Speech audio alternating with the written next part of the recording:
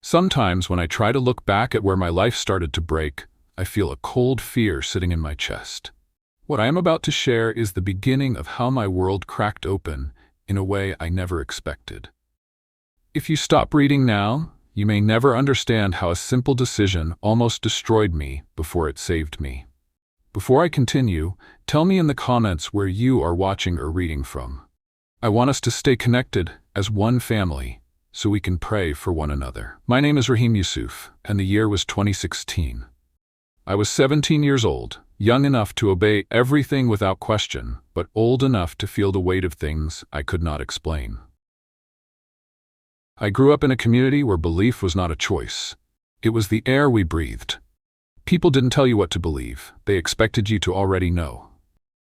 Every morning I woke up to the same sounds of prayer, the same routines, the same pressure to appear perfect. From the outside, everyone thought I was devoted. Even my father believed I was solid and unshakable. He always told me that our way was the only path, and any other thought was dangerous. My uncles repeated the same words, saying a child who asked too many questions was inviting trouble. So I learned how to stay silent. I learned how to push my thoughts deep down where nobody could see them. But silence doesn't remove confusion. It only hides it. There were nights I lay on my weak mattress and stared at the ceiling, wondering why everyone around me seemed so sure while I felt so empty. I tried to force the feelings they had, but the more I tried, the more lost I became. One hot afternoon, something happened that refused to leave my mind. I was returning from the market when I saw an older woman sitting alone beside a broken wooden shade. Her clothes were dusty, and her eyes carried a pain that I could not ignore. When I greeted her, she held my hand softly and told me that she had been rejected by her family because of what she believed now. She explained how her own son refused to let her inside the house. She said her sister wouldn't eat with her or even touch her hand anymore. As she spoke, tears slowly rolled down her face. She told me she survived each day by begging and hiding because people called her unclean and dangerous. I didn't fully understand her situation at that moment, but her pain stayed inside me like a quiet drumbeat I couldn't ignore. At home, the pressure continued. It felt like walking on sharp stones. My father reminded me every day that obedience proved faith. If I missed a step or came late from prayer, he looked at me with disappointment that cut deep. My uncle told me stories about how people who left the faith were treated. He described things so harsh that my stomach tightened. He told me about a boy my age who was tied up and beaten until he fainted because he refused to return to the religion. He said a girl was locked inside her home for days, kept without food because she chose a new belief.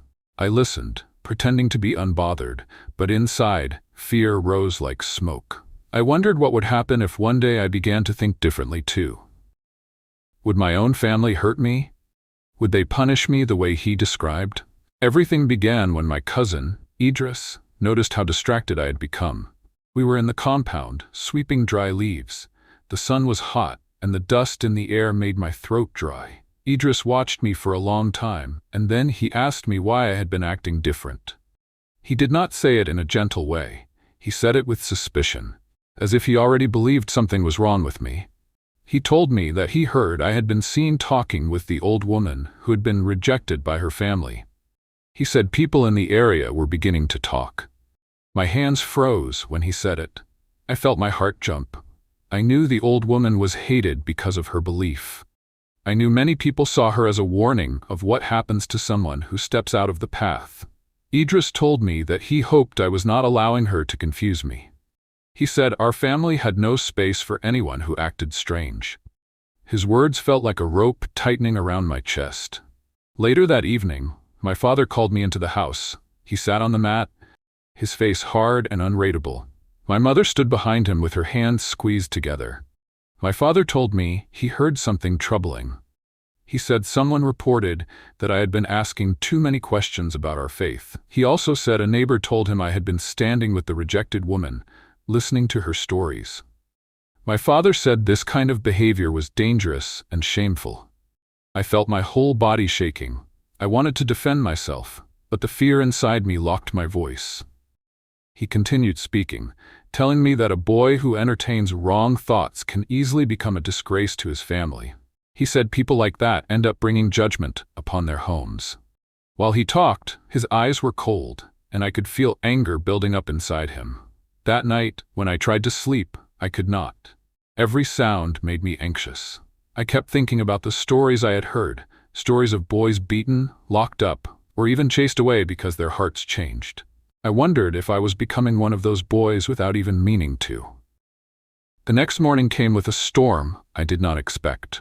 My uncle arrived early, and he was not smiling.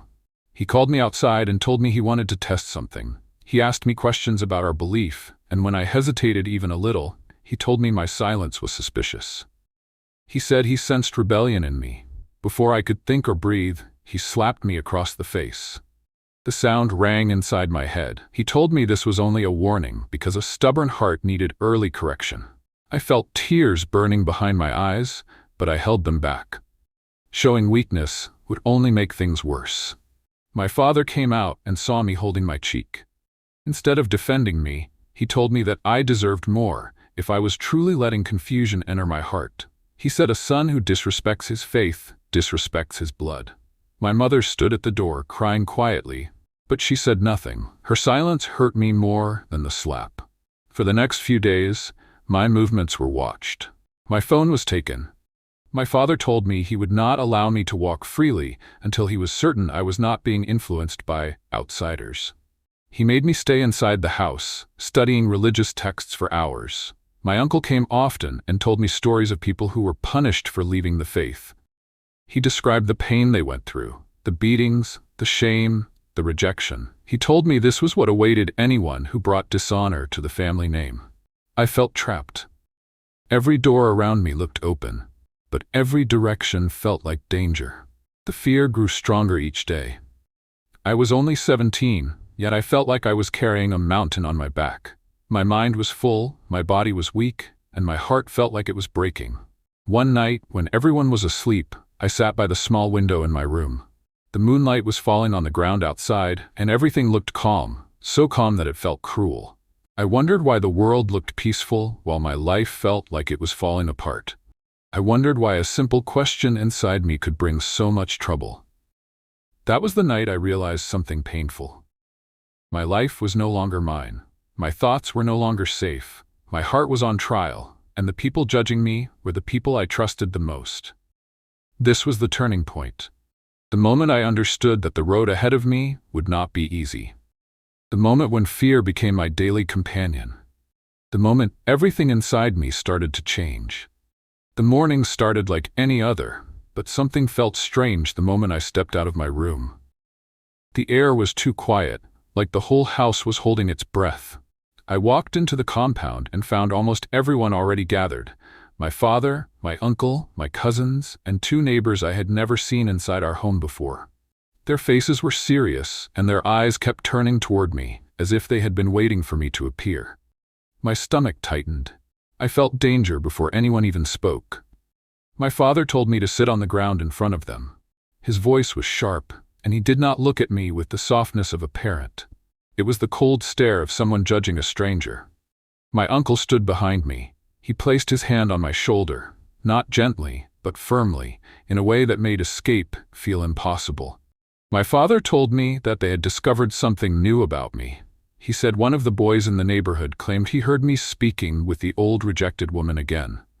He said the boy told them that I sat with her for a long time and listened to her stories. He said the boy believed my heart had already shifted. When my father said that, a heavy silence filled the air. I felt my heart pounding so loudly that it was almost painful. My father leaned closer and told me that a son who listens to a person considered lost had already started walking toward the same destruction. He said this was a sign of betrayal. He told me that they needed to be sure of my mind before it destroyed the entire family. Then everything changed. My uncle suddenly pulled me up from the ground and dragged me toward the small storage room behind the house. The room was dark, dirty, and filled with tools. The moment I stepped inside, I knew I was not entering a place of discussion. I was entering a place of punishment.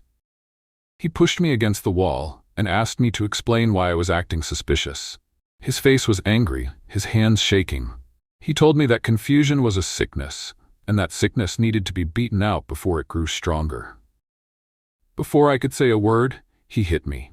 My back slammed against the wall, and a sharp pain shot through my ribs. He told me this was only the beginning. He said if I refused to correct myself, worse would follow. I felt tears threatening to fall, but I held them back. Crying would only make the beating harder. He hit me again, this time with a belt he had folded in his hand. The sound of it cutting through the air was louder than the pain itself. He told me that this was how stubborn hearts were fixed. He said boys like me needed strong hands to bring them back to the right path. I stumbled, fell to my knees, and tasted blood in my mouth. My breathing became rough, my hands shook, my legs felt weak. I wanted to scream, but the fear inside me pressed my voice down. While this was happening, I could hear voices outside the room. My father was telling the others that I was being corrected. One of the neighbors said, people like me deserved lessons like this. Another said he knew someone whose son went through the same thing and that the beating saved him from becoming a disgrace. Their words felt like knives cutting my heart. The people I loved, the people who raised me, now saw me as a problem that needed to be fixed. After some time, my uncle stopped. He grabbed me by the shirt and told me that he hoped I'd learn something. He said if he sensed even a small change in my behavior again, the next punishment would be worse. They left me in the dark room for a long time. I was shaking, sweating, and breathing painfully. My back burned, my ribs hurt, but the worst pain was inside my chest. It felt like someone had reached into my heart and crushed it. When they finally let me out, everyone stared at me with disappointment. No one came to comfort me. No one asked if I was hurt. They only wanted to know if the beating had fixed me. That night, when I tried to lie down, every part of my body screamed with pain. But the physical wounds were nothing compared to what I felt inside. My heart was broken, my trust was shattered, and the fear that once kept me silent was replaced by something new, something painful but honest. I realized that if I stayed silent forever, my life would slowly die inside these walls. I realized that my heart was already changing, whether they liked it or not. I realized that the turning point had passed, and there was no going back. This was the day I understood what true persecution felt like, the kind that breaks the body, shakes the mind, and forces the soul to choose between survival and truth. The days that followed were slow, painful, and filled with quiet watching. My family no longer trusted me, not even a little. Every move I made was observed. When I walked across the compound, eyes followed me. When I sat down, someone always checked what I was doing. Even when I breathed too deeply, someone looked up as if they expected rebellion to rise out of me. My back still hurt from the beating. At night, when I turned on my bed, a sharp pain traveled from my ribs to my side. I swallowed tears almost every evening because crying felt like giving up, and I had already lost too much of myself. After some time, my uncle stopped. He grabbed me by the shirt and told me that he hoped I'd learn something. He said if he sensed even a small change in my behavior again, the next punishment would be worse. They left me in the dark room for a long time. I was shaking, sweating, and breathing painfully. My back burned, my ribs hurt, but the worst pain was inside my chest. It felt like someone had reached into my heart and crushed it. When they finally let me out, everyone stared at me with disappointment. No one came to comfort me. No one asked if I was hurt.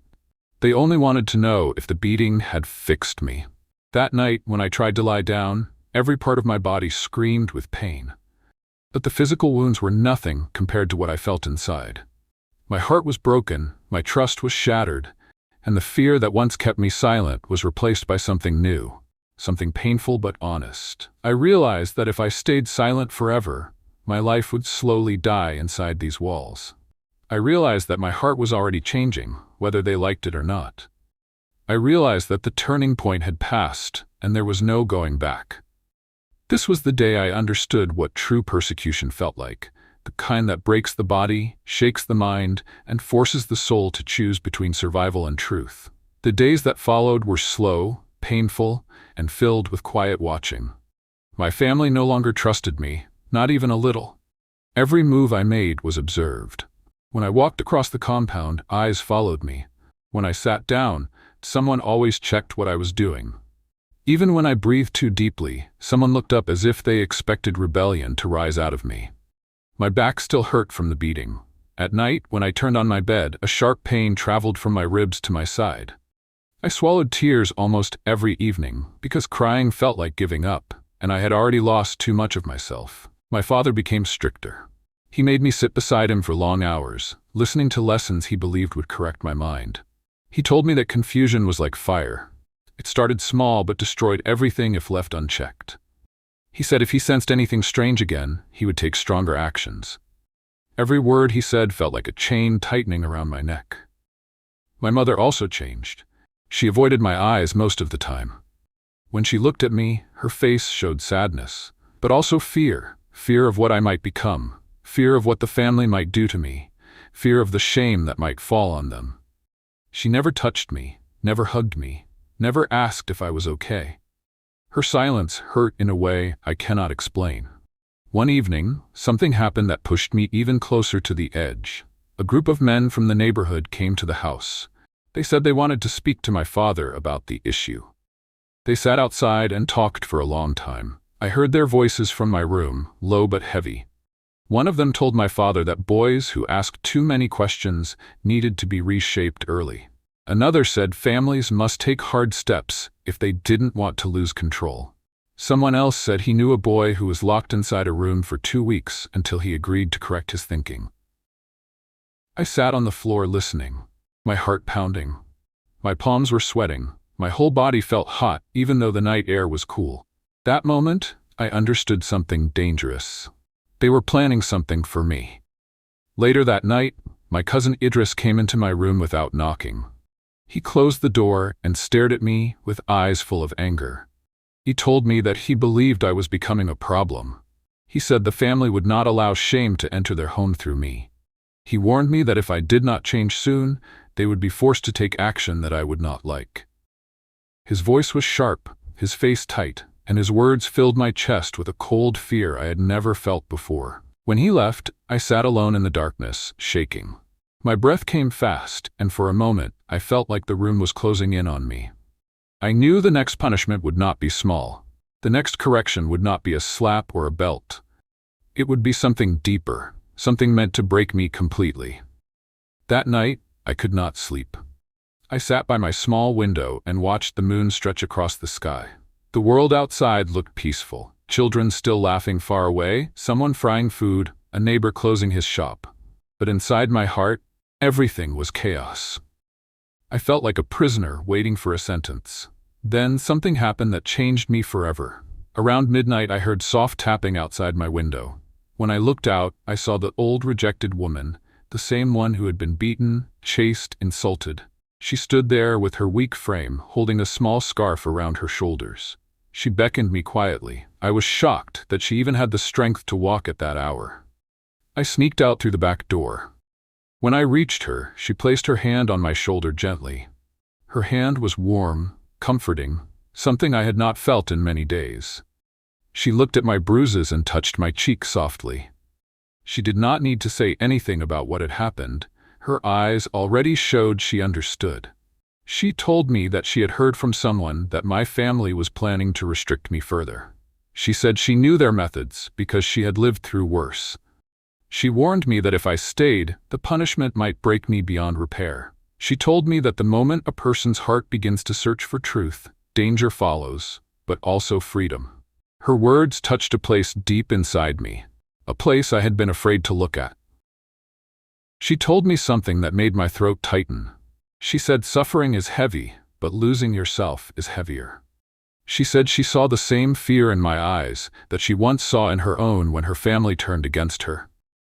That moment, standing under the cold night air, I realized something painful but strong. If I stayed, they would crush me. If I stayed, my voice would die. If I stayed, my soul would be locked in a room without escape.